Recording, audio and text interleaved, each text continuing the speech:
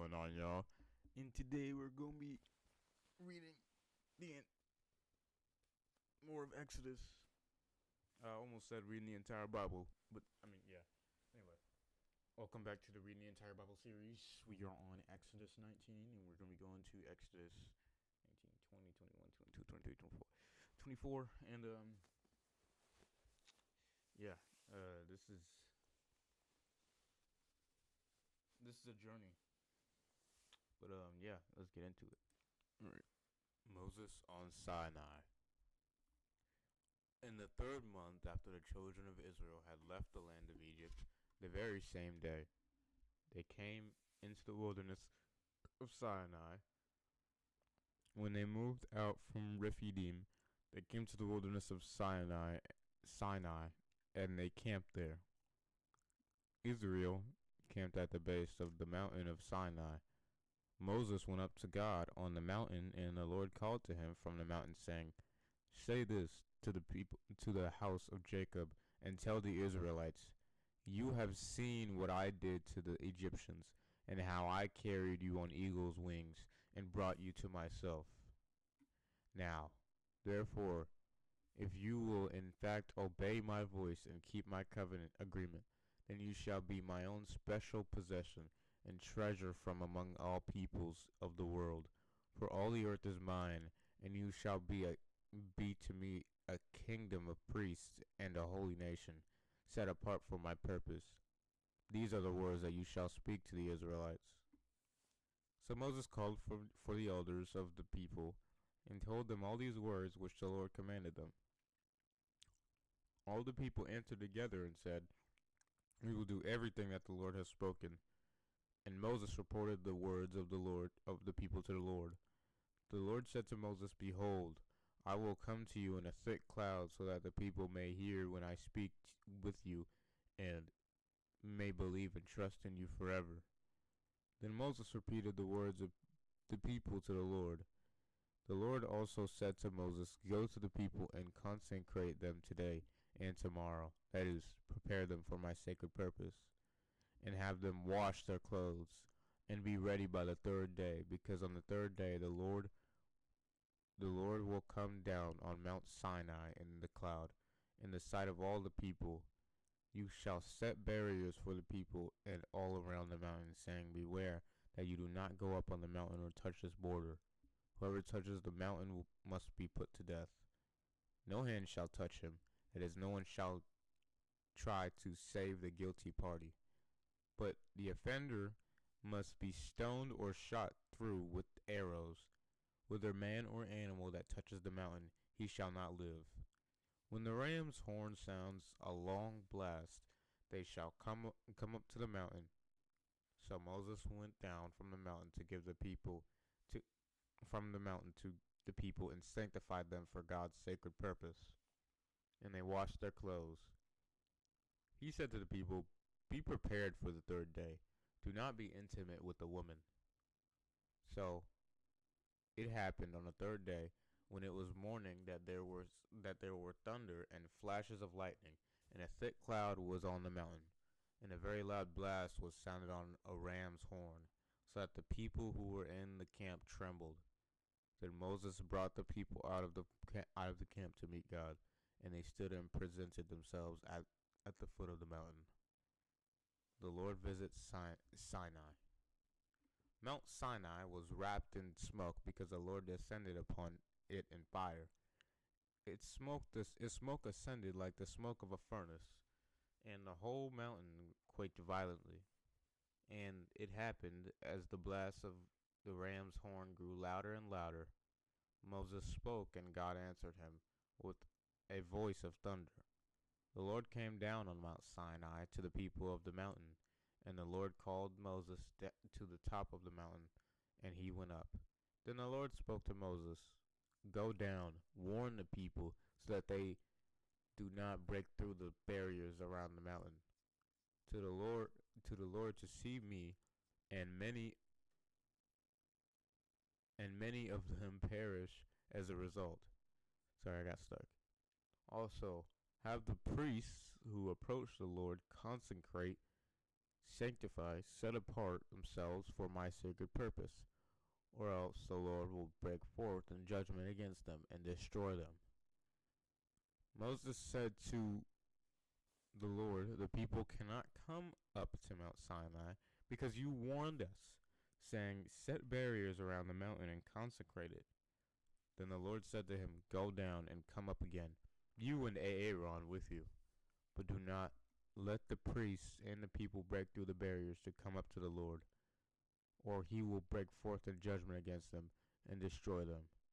So Moses went down to the people and told them again about God's warning. I remember that definition, by the way. Lit means to go near something. Lit. Yo, this party's lit, man. Go near. The 10 Commandments. Oh, I read this before. Then the God spoke all these words.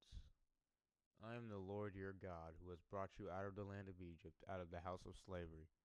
You shall have no other gods before me. You shall not make for yourself any idol or any likeness, form, manifestation of what is in heaven above, or on the earth beneath, or in the water under the earth, as an object to worship. You shall not worship them nor serve them, for I, the Lord your God, am a jealous and passionate God, demanding what is rightfully and uniquely mine, avenging the iniquity, sin, guilt of the fathers on the children, that is, calling the children to account for the sins of their fathers, to the third and fourth generations of those who hate me, but showing graciousness and steadfast loving kindness to thousands of generations of those who love me and keep my commandments.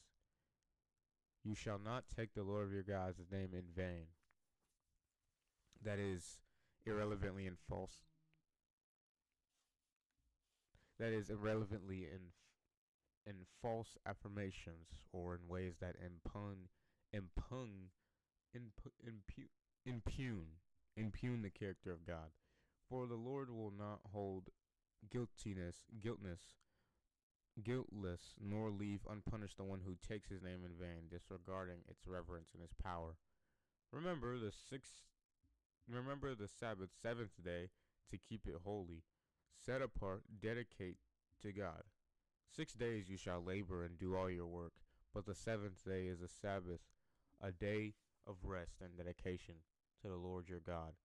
On that day you shall not do any work, you or your son or your daughter or your male servant or your female servant or your livestock or the temporary resident foreigner who stays within your city.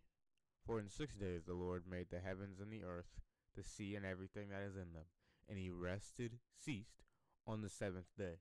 That is why the Lord blessed the Sabbath day and made it holy. That is set apart for his purpose is. Honor, respect, obey, care for your father and your mother, so that your days may be prolonged in the land of the Lord, in the land the Lord your God gives you. You shall not commit murder, unjustified, deliberate homicide. You shall not commit adultery. You shall not steal, secretly, open, fraudulently, or through carelessness. You shall not testify falsely, that is, lie, withhold, or manipulate the truth against your neighbor, any person. You shall not covet, that is, selfishly desire and attempt to acquire your neighbor's house. You shall not covet your neighbor's house, or his male servant, or his female servant, or his ox, or his donkey, or anything that belongs to your neighbor. Now all the people witnessed the thunder and the flashes of lightning, and sound the trumpet and the smoking mountain. And as they looked, the people were afraid, and they trembled and moved backward, and stood at a safe distance. Then they said to Moses, "You speak to us, and we will listen, but don't let God speak to us, or we gonna die." That's not what they said, but I'm just paraphrasing. Moses said to the people, "Do not be afraid, for God has come in order to test you, and in order that the fear of him, that is, a profound reverence for him, will remain with you, so that you do not sin. So the people stood at a safe distance, but Moses approached the thick cloud where God was. Then the Lord said to Moses, "Thus you shall say to the Israelites, You have seen for yourselves that I have spoken to you from heaven. You shall not make other gods to worship besides me, gods of silver or gods of gold. You shall not make these lifeless idols for yourself. You shall you shall make an altar of earth for me and sacrifice on it your burnt offerings and your peace offerings, your sheep and your oxen, in every place where I cause my name to be recorded and remembered, through revelation of my divine nature. I will come to you and bless you. If you make an altar of stone for me, you shall not build it out of cut stones, for if you use a chisel on it, you will profane it. Nor shall you go up to my altar on steps, so that your nakedness will not be exposed on it." Alright. I want to see what that word means. I don't usually do this, but what does that mean? Okay. We already know about E. That's pretty obvious.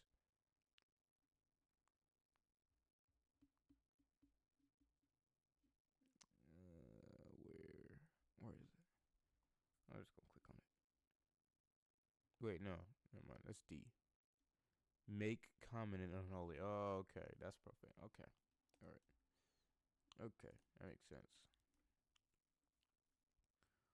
Ordinances for the people. Now, these are the ordinances, laws which you shall set before the Israelites. If you purchase a Hebrew servant because of his debt or poverty, he shall serve 6 years, and in the 7th year he shall leave as a free man, paying nothing. If he came to you alone, he shall live alone. Okay. If he came to you alone, he shall live alone. If he came married, then his wife shall leave with him. If his masters give him a wife, and she gives birth to 2 sons or daughters, the wife and her children shall belong to her master, and he shall leave your service alone. But if the servant plainly says, I love my master, my wife, and my children, I will not leave as a free man, then his master shall bring him to God, that is, to the judges who act in God's name. Then he shall bring him to the door or doorpost, and his master shall pierce his ear with an awl, strong needle, and he shall serve him for life. If a man sells his daughter to be a female servant, she shall not go free after 6 years as male servants do. If she does not please her master who has chosen her for himself as a wife, he shall let her be redeemed by her family. He does not have the authority to sell her to a foreign people, because he has been unfair to her. If her master chooses her as a wife for his son, he shall act towards her as if she were legally his daughter. If her master marries another wife, he may not reduce her food, her clothing, or her privilege as a wife. If he does not do these 3 things for her, then she shall leave free without payment of money. Personal injuries. Whoever strikes a man so that he dies must be put to death. However, if he did not lie in wait for him, but God allowed him to fall in his hand, then I will establish for you a place to which he may escape for protection until duly tried. But if a man acts intentionally against another and kills him by design through treachery, you are to take him from my altar to which he may have fled for protection, so that he may be put to death. Whoever strikes his father or his mother must be put to death. Whoever kidnaps a man, whether he sells him or has found him with his possession, must be put to death.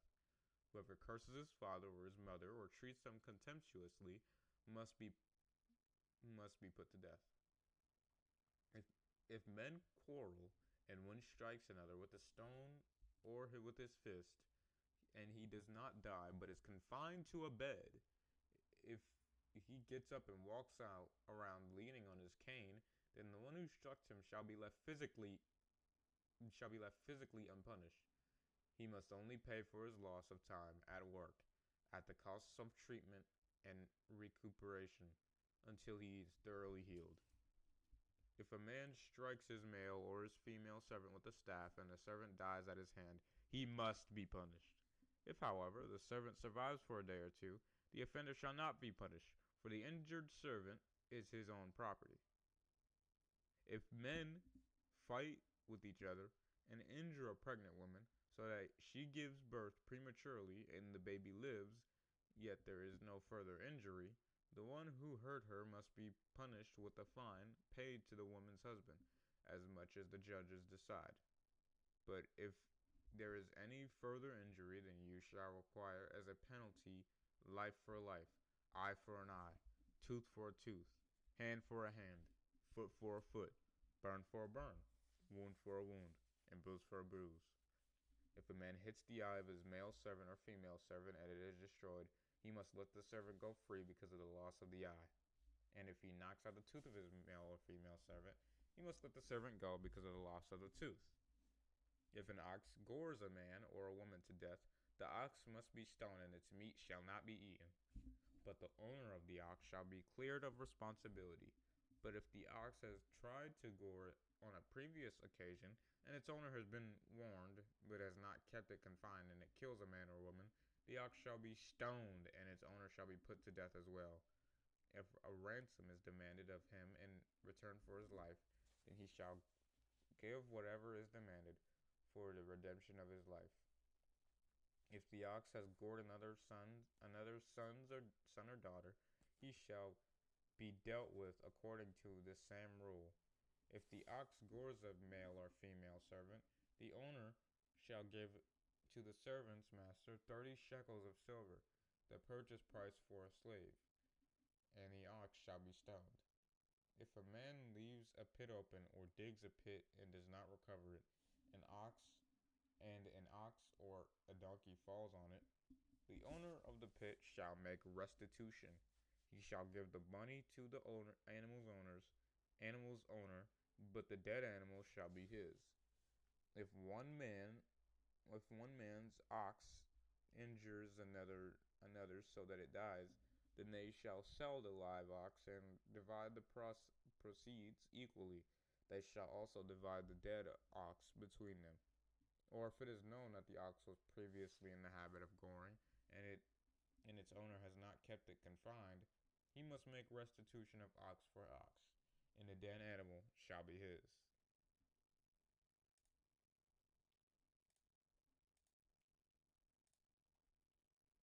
Property rights. If a man steals an ox or a sheep and kills it or sells it, the heck? Why would you just bought it? What?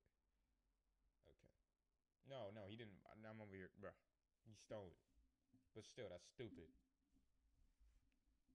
Oxes are huge too. That's really dumb. Anyway, if a man steals an ox or a sheep and kills or sells it, he shall make restitution of 5 oxen for an ox, 4 sheep for a sheep. If a thief is caught breaking in after dark, if a thief is caught breaking in after dark and is struck by the owner so that he dies, there shall be no blood guilt for him. But if the sun is risen, there will be blood guilt for him. The thief, if he lives, must make full restitution. If he has nothing, then he shall be sold as a slave to make restitution for his theft. If the animal that he stole is found alive in his possession, whether it is ox or donkey or sheep, he shall pay double for it. If a man causes a field or vineyard to be grazed bare or lets his livestock loose so that it grazes in another man's field, he shall make restitution from the best of his own field and the best of his own vineyard. If fire breaks out and spreads to thorn bushes so that the stacked grain or standing grain or the field is consumed, he who started the fire shall make full restitution. If a man gives his neighbor money or other goods to keep him for him while he is away, and it is stolen from the neighbor's house, then if the thief is caught, he shall pay double for it. If the thief is not caught, the owner of the house shall appear before the judges who act in God's name, to determine whether or not he has stolen his neighbor's goods. For every offense involving property, whether it concerns ox, donkey, sheep, clothing, or any piece of lost property, which also identifies as his, the case of both parties shall come before the judges who act in God's name. Whomever the judges pronounce guilty shall pay double to his neighbor. If a man gives his neighbor a donkey or an ox or a sheep or any other animal to keep for him, and it dies or it is injured or taken away while no one is looking, then an oath before the Lord shall be made by the two of them, that he has not taken his neighbor's property, and the owner of it shall accept his word and not require him to make restitution. But if it is actually stolen from him when it is in his care, he shall make a restitution to its owner. If it is torn to pieces by some predator or by accident, let him bring the mangled carcass as evidence. He shall not make restitution for what was torn to pieces. True. And if a man borrows an animal for his neighbor, and it gets injured or dies while its owner is not with it, the borrower shall make full restitution. But if the owner is with it when the damage is done, the borrower shall not make restitution. If it was hired, the damage is included in the price of its fee. Various laws. If a man seduces a virgin who is not betrothed and lies with her, he must pay a dowry, marriage price, for her to be his wife. If her father absolutely refuses to give her to him, he must still pay the money equivalent to the dowry of virgins. You shall not make a woman who practiced sorcery to live. Whoever lies with an animal must be put to death. He who sacrifices to any god other than the Lord alone shall be put under a ban designated for destruction, execution. Right. You shall not wrong a stranger or oppress him, for you were strangers in the land of Egypt. You shall not harm or oppress any widow or fatherless child. If you harm or oppress them in any way, and they cry at all to me for help, I will most certainly hear their cry, and my wrath shall be kindled and burned. I will kill you with the sword, and your wives shall become widows, and your children fatherless. If you lend money to any of my people with you who is poor, you shall not act as a creditor, professional moneylender, or tax collector, I guess, to him. But there's no but right there. You shall not charge him interest. If you ever take your poor neighbor's robe in pledge, you must return it to him before sunset, for that is his only covering. It is his clothing for his body. And what shall he sleep? And when he cries to me for help, I will hear him, for I am compassionate and gracious. You shall not curse God, nor curse the ruler of your people, since he administers God's law. You shall not delay the offering from your harvest and your vintage. You shall not consecrate dedication to me the firstborn of your sons. You shall not do the same with your oxen and with your sheep.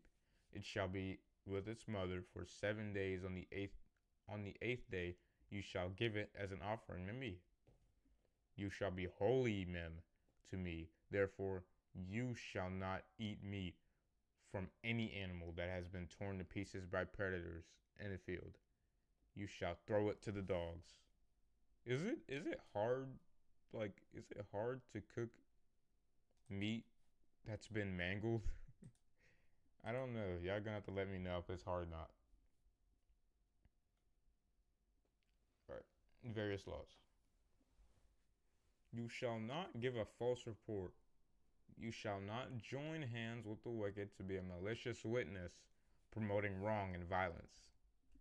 You shall not follow a crowd to do something evil, nor shall you testify at a trial or in a dispute so as to pour with the crowd or in order to pervert justice. Nor shall you favor or be partial to a poor man in his dispute, simply because he is poor.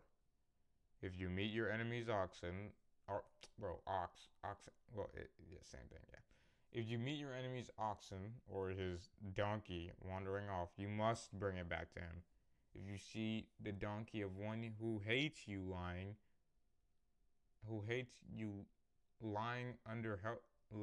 helplessly under its load, you shall not leave the man to deal with it alone.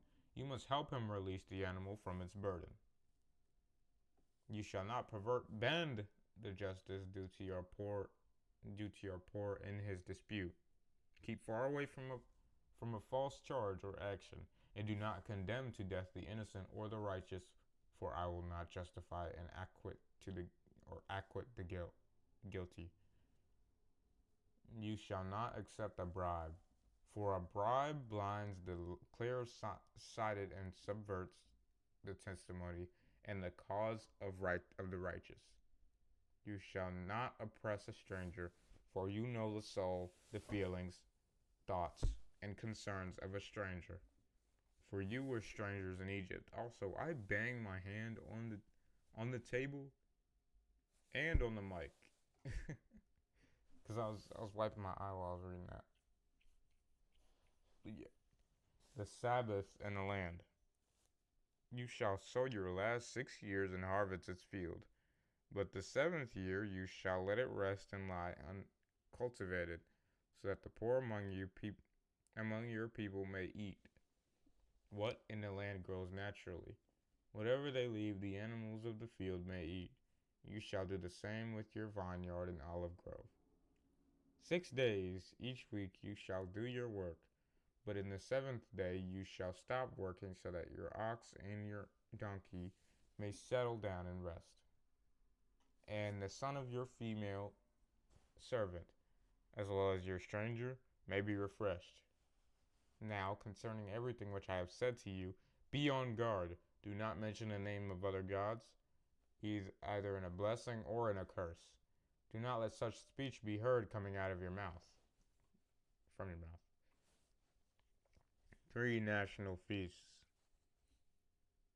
3 times a year you shall celebrate a feast dedicated to me. You shall observe the feast of unleavened bread. For 7 days you shall eat unleavened bread as I commanded you.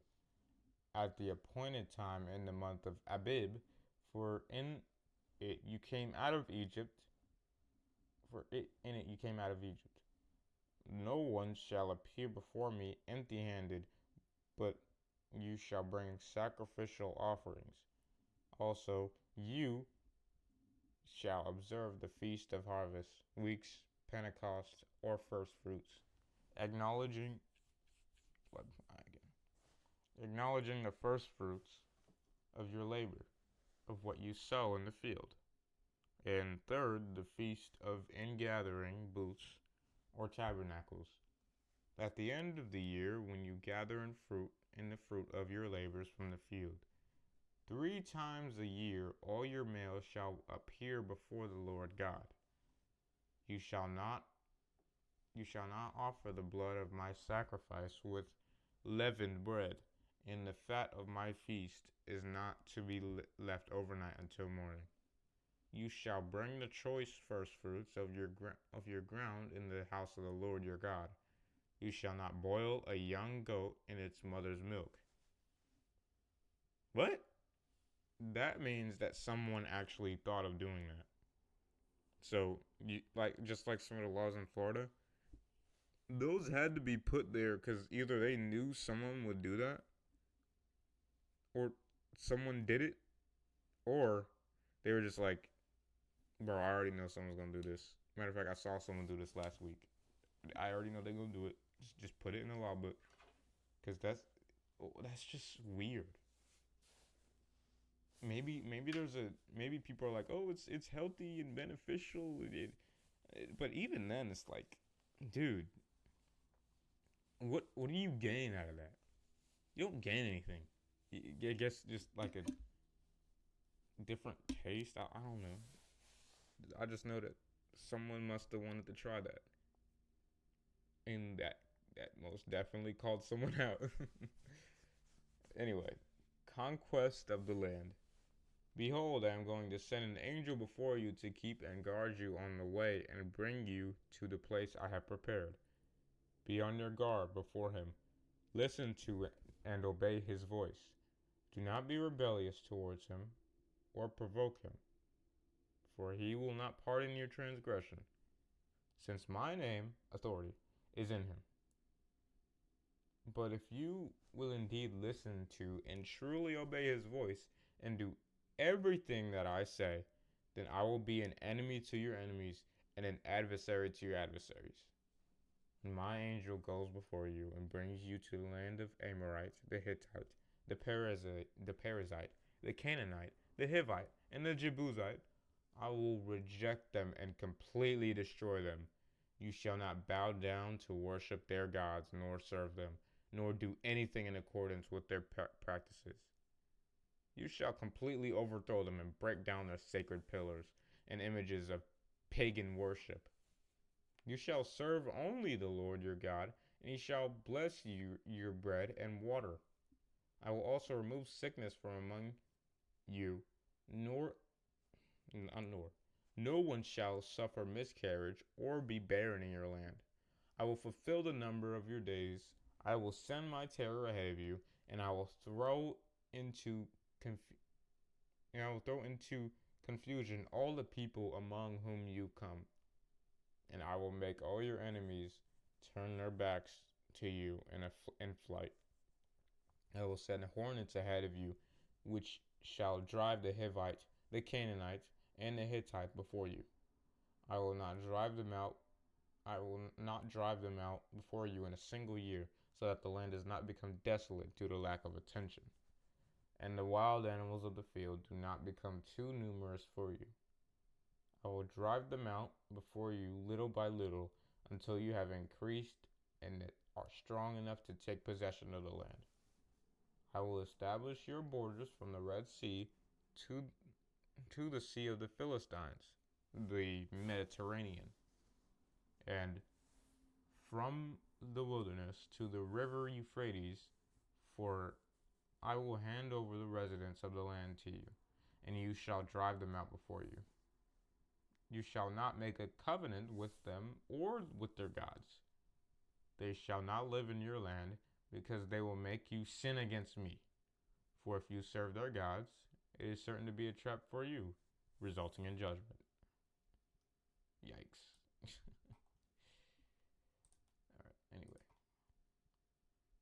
People affirm their covenant with God. Then God said to Moses, come up to the Lord, you and Aaron, Nadab, and Abihu, Aaron's older sons, and 70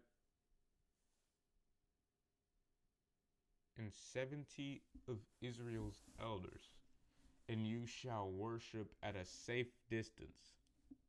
Moses alone shall approach the Lord, but the others shall not come near, nor shall the people come with him. Then Moses came and told the people everything that the Lord had said in all the ordinances, and all the people answered with one voice, everything the Lord has said we will do. Moses wrote down all the words of the Lord. Then he got up early in the morning and built an altar for worship at the foot of the mountain with 12 pillars, memorial stones, representing the 12 tribes of Israel. Then he sent young Israelite men, and they offered burnt offerings and sacrificed young bulls as peace offerings to the Lord. Moses took half of the blood and put it in large basins, and the other half of the blood he sprinkled on the altar. Then he took the book of the covenant and read it aloud to the people, And they said, everything that the Lord has said we will do, and we will be obedient. So Moses took the blood which had been placed in the large basins, and sprinkled it on the people, and said, behold, the blood of the covenant which the Lord has made with you in accordance with all these words. Then Moses, Aaron, Nadab, and Abihu, and 70 of the elders of Israel went up the mountainside, and they saw a manifestation of the God of Israel. And under his feet there appeared to be a pavement of sapphire, just as clear as the sky itself.